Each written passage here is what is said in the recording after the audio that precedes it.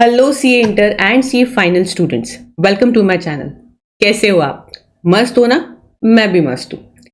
I am CA Shivali और आज हम इस वीडियो में देखने वाले हैं सीए इंटर ऑडिट या CA final audit. Basically audit subject से रिलेटेड एक बहुत बड़ी मुसीबत सॉल्व करने वाले हैं। ठीक है, सबसे बड़ी मुसीबत बच्चों को राइटिंग में आती है क्योंकि ये बहुत थ्योरी सब्जेक्ट है, फुल टू थ्योरी सब्जेक्ट है। तो किस तरह से लिखना है, किस तरह से प्रेजेंटेशन देना है, ये सब चीज़ें इसमें बहुत मैटर करती है और बच्चे उसी में ही लैग करते हैं। आपने पढ़ लिया, समझ लिया, रिवाइज भी कर लिया, बट लिखना कैसे है, किस तरह से प्रेजेंट करना है, ये सब चीज़ें एक थ्योरी पेपर में बहुत ज़्यादा इंपॉर्टेंस रखती है। ठीक है, तो आज हम वही देखने वाले हैं।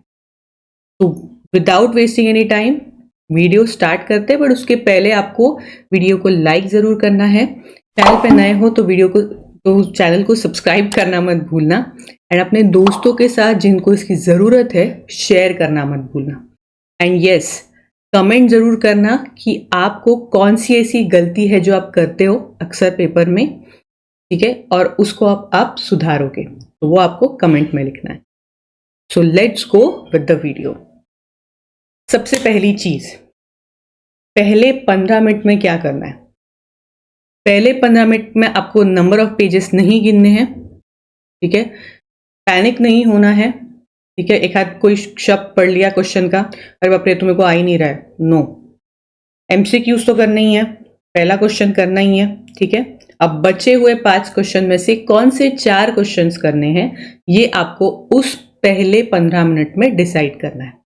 ठीक है, अब आप कैसे चूज करोगे, किस तरह से चूज करोगे, हम प्रैक्टिकल एग्जाम्पल देखते हैं। यस, ये है जनवरी 2025 का पेपर। सीए इंटर का है बट सीए फाइनल के लिए भी ये चीज अप्लीकेबल होती है। ठीक है, कि किस तरह से फाइंड आउट करना है कि वो 4 क्वेश्चंस कौन से होंगे। देखो, अब ये क्वेश्चन 5 है सपोज। कभी भी पूरा पढ़ने से बेटर है आखिरी में क्या दिया है, क्या पूछा है, उसके ऊपर से हमें पता करना है कि हमें ये चीज आ रही है या नहीं आ रही है। अब उसने क्या लिखा है कि as a senior auditor of the firm briefly outline what should be included in the documentation of audit strategy, audit plan, and how should the audit documentation address significant changes। क्या पूछा है कि it is related to documentation कि audit strategy, audit plan या उसमें जो भी changes हुए हैं उसको किस तरह से डॉक्यूमेंटेशन हुआ है। तो पहले क्वेश्चन समझना है। ठीक है, शांति से क्वेश्चन पढ़ना है, क्वेश्चन समझना है, आ रहा है देन टिक कि हमको ये क्वेश्चन आ रहा है, हम ये क्वेश्चन सॉल्व करेंगे। पूरा पैराग्राफ कब पढ़ना पड़ता है? जब कमेंट करो बोला है, ठीक है, या सजेस्ट करो बोला है, उस केस में हमें पूरा पूरा पैराग्राफ कभी पढ़ना चाहिए। बट अदरवाइज ऐसे केसेस में जो लास्ट में हमें आंसर्स क्वेश्चन पता चल जाता है कि पूछा क्या है, उसके ऊपर से हमें डिसाइड करना है कि हमें कौन सा क्वेश्चन अटेम्प्ट करना है और कौन सा क्वेश्चन छोड़ना है। ठीक है, पहली चीज। दूसरी चीज, ट्राई करो कि पहले के 2 क्वेश्चन या 3 क्वेश्चन ऐसे हो जिसमें आपको सारे सब क्वेश्चन आ रहे हो। बच्चे जनरली क्या करते हैं, पहले जैसे अभी इसमें 3 क्वेश्चन है, ठीक है, इसमें 5A, 5B एंड 5C है, तो बच्चे सिर्फ A या B कर लेंगे या C छोड़ देंगे। ठीक है, तो इससे एग्जामिनर पे बहुत गंदा इंप्रेशन पड़ता है और उसको बहुत डिफिकल्टी होती है वापस से 5th क्वेश्चन का C ढूंढने में। ठीक है, तो इट इज ऑलवेज एडवाइजेबल कि आप वो क्वेश्चंस पहले उठाओ जिसके तीनों सब क्वेश्चंस आपको आ रहे हैं।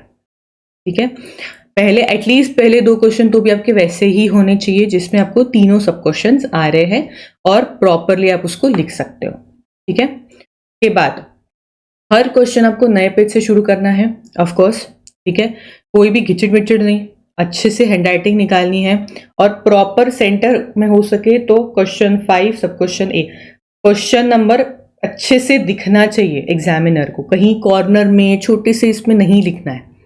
ठीक है, नए पेज पे अच्छे से सेंटर में लिखो बड़ा क्वेश्चन 5 और उसका सबसेक्शन ए।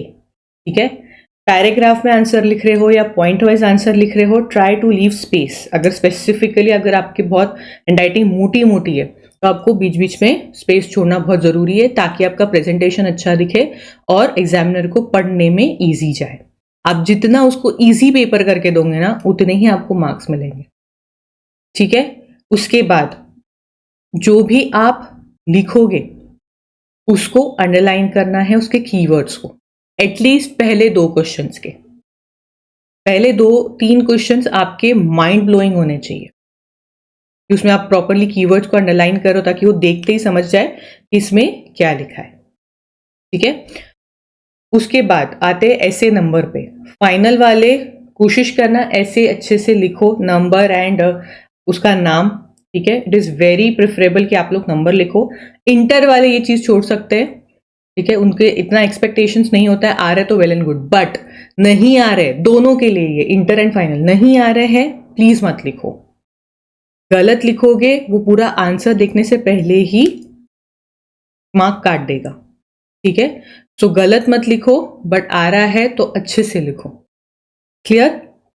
अब आते हैं कि ये हुआ पेपर से रिलेटेड कि एक्चुअल पेपर में आपको क्या करना है। एंड यस, और एक चीज, अगर आपको सपोज कोई क्वेश्चन आपने स्टार्ट किया, थोड़ा लिखा, आपको बाद में नहीं आ रहा है, ठीक है, तो रीजनेबल स्पेस छोड़ो, बहुत ज्यादा स्पेस नहीं छोड़नी है, रीजनेबल स्पेस छोड़नी है, क्योंकि बहुत चांसेस है कि आप दोबारा उस क्वेश्चन पे आके उसको कंप्लीट कर पाओ, इतना टाइम नहीं रहता है।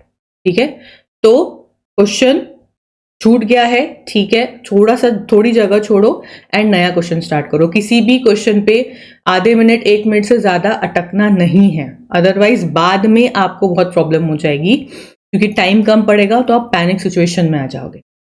तो बेटर है कि आप एक क्वेश्चन को कितना टाइम देना है डिसाइड कर लो, उससे आधे या 1 मिनट से ज्यादा उसको नहीं देना है। अगर आप अटक भी गए तो उतना पोर्शन छोड़ के, रीजनेबल पोर्शन छोड़ के आगे बढ़ जाओ, क्योंकि आप अटके तो आपका बहुत टाइम वेस्ट हो जाएगा, आपका दिमाग पैनिक मोड में चला जाएगा। ठीक है, और बाकी के पेपर के लिए भी कॉन्फिडेंस लूज हो जाएगा। तो बेटर है कि आप उतना पोर्शन छोड़ के आगे बढ़ जाओ। ठीक है, अब आते हैं किस तरह से क्वेश्चन आंसर लिखने हैं, किस तरह से पढ़ना है, ऐसे कैसे पढ़े कि हमें आंसर अच्छे से आए। ठीक है, हम जनरली क्या करते हैं, ऑडिट किस तरह से पढ़ते हैं, हम ऑडिट पढ़ते हैं एक पैराग्राफ की तरह, एक आर्टिकल की तरह पढ़ते जाते हैं, पढ़ते जाते हैं, पढ़ते जाते हैं। इवन रिवाइज भी हम उसको ऐसे ही करते हैं। बट ऑडिट को सही तरीके से रिवाइज कैसे करना है, क्वेश्चन आंसर पैटर्न में।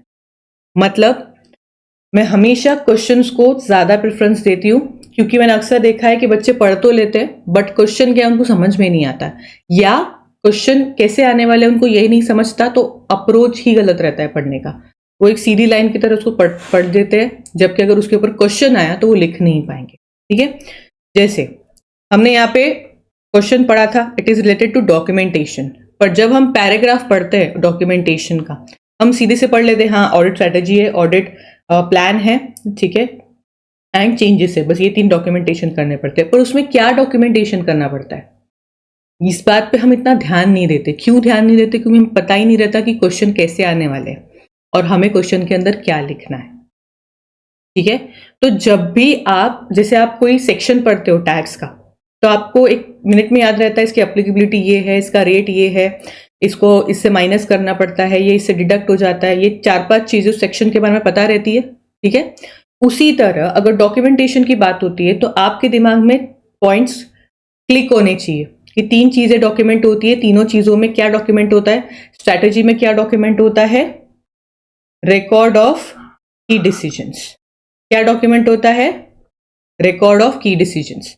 ठीक है, फिर प्लान में क्या होता है, record of nature, timing and extend of risk assessment procedure. तो ये 2-4 चीजें, इसको ही की पॉइंट्स बोलते हैं। ये 2-4 चीजें आप अपने दिमाग में, आपको खाट याद होनी चाहिए। ये डॉक्यूमेंटेशन है, उसमें ये 3 चीजें।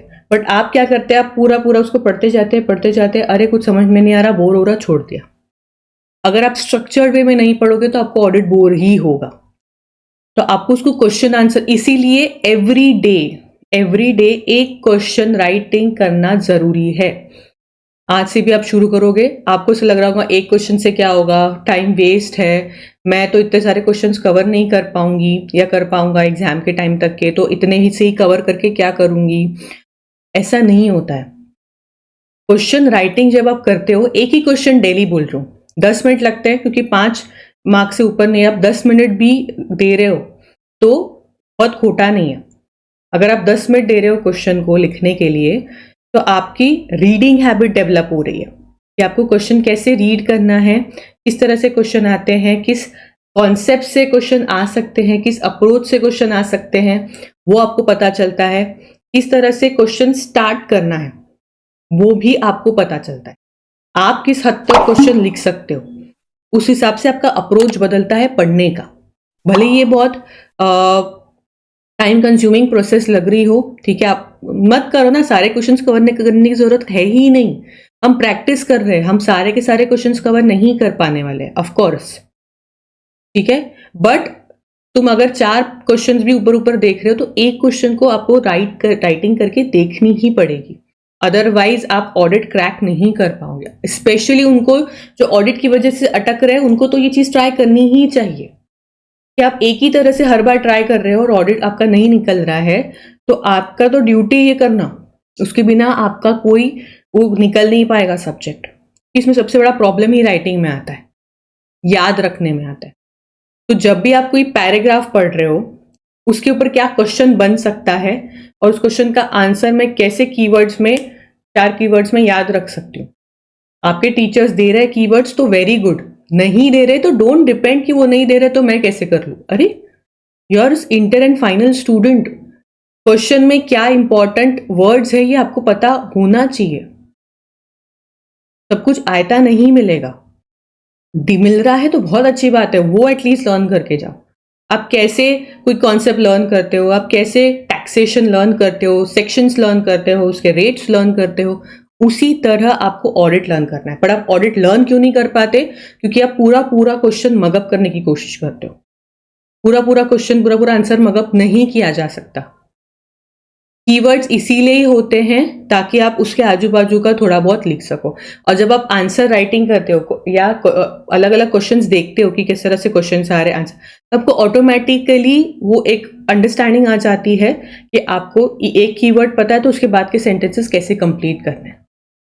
बट आप सिर्फ पैराग्राफ और पैराग्राफ पूरा रेगुलर नोट्स या आपके रिवीजन नोट्स पढ़ते जाओगे, उसका आपको कुछ नहीं समझने वाला, कुछ भी याद नहीं रहने वाला, क्योंकि उसमें क्या इंपॉर्टेंट है, क्या ग्रास्प करना है, क्या याद रखना है, आपको पता ही नहीं है कि उस पर्टिकुलर पैराग्राफ पे किस तरह का क्वेश्चन आ सकता है या किस तरह से मुझे राइटिंग करनी है, वो आपको समझ ही नहीं आता उसमें। तो आप इस चीज को ट्राई करके जरूर देखना कि एवरीडे आपको एक क्वेश्चन लिखना है, तभी आपको एक कॉन्फिडेंस आएगा कि मैं पेपर लिख सकती हूँ इन टाइम, क्वेश्चन बराबर समझ सकती हूँ।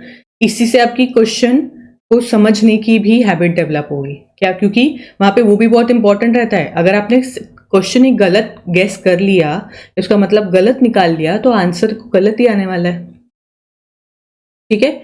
एंड पेपर में भी try to give the quality, और क्वालिटी ऐसे ही आएगी कि आप वेटेज पे ध्यान दे रहे हो, ठीक है, कौन सा आपको क्वेश्चन अच्छे से आ रहा है, कौन सा नहीं आ रहा है, उसको मार्किंग कर रहे हो, उससे आपको पता चलेगा कि कौन से कॉन्सेप्ट क्लियर है। आप सिर्फ पढ़ते जाओगे तो आपको नहीं समझ में आएगा आपका कौन से कॉन्सेप्ट क्लियर है, कौन से कॉन्सेप्ट आपको याद है। बट आप क्वेश्चंस देखोगे, क्वेश्चंस को लिखने की कोशिश करोगे, तो आपको ये समझ में आ जाएगा कि ये कॉन्सेप्ट मुझे समझ में आ गया है, ये कॉन्सेप्ट मुझे समझ में नहीं आया। तो इंस्पाइट पूरे चैप्टर्स करने से अच्छा आप एक आध 2 चैप्टर्स को थोड़ा सा सिर्फ रिवीजन करो, ठीक है। बाकी के जो चैप्टर्स है उसमें आप इस तरह से क्वालिटी ला सकते हो कि अच्छा ये क्वेश्चन आया क्या, तो मुझे इसका आंसर ये 4 वर्ड्स मुझे ये पता है, तो मैं उस तरह से लिख सकती हूँ, ठीक है।